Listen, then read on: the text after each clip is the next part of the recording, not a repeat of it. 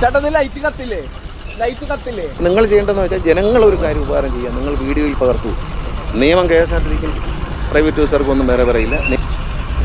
ചേട്ടത് light കത്തില്ലേ? Light കത്തില്ലേ? Light കത്തുമോ? അത് കത്തിക്കണ്ടേ ഓടിക്കുമ്പോ? വണ്ടിയുടെ light കത്തിക്കണ്ടേ? എന്താ കത്താത്ത?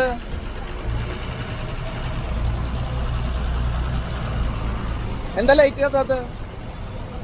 അതായത് KSRTC ബസ് കേട്ടോ, അതിന്റെ ലൈറ്റ് പോലും കത്താതെ നിരത്തിൽ ഓടിക്കൊണ്ടിരിക്കുകയാണ്. അതായത് മുന്നിൽ ലൈറ്റ് കത്തുന്നില്ല, കത്താത്ത ചെയ്ത നമ്പർ പ്ലേറ്റ് ഇല്ല, അതേപോലെ തന്നെ 4 അക്ക ഡിജിറ്റ് നമ്പർ എൻ്റർ ചെയ്തിട്ടില്ല.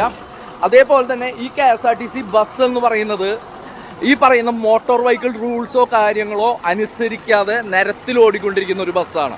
നിങ്ങളിപ്പോൾ കണ്ട ബസ്സിനെന്ന് പറഞ്ഞിട്ടുണ്ടെങ്കിൽ മുന്നിലുള്ള ലൈറ്റ് ഇല്ല, മുന്നിലുള്ള ലൈറ്റ് ഇല്ലാതെയാണ് സഞ്ചരിച്ചുകൊണ്ടിരിക്കുന്നത്. ലൈറ്റ് കത്തില്ല അതിൻ്റെ. അതേപോലെ തന്നെ നോക്കുകയാണെന്നുണ്ടെങ്കിൽ പഞ്ച് ചെയ്ത നമ്പർ പ്ലേറ്റ് ഇല്ല, 4 അക്ക ഡിജിറ്റ് ഇല്ല.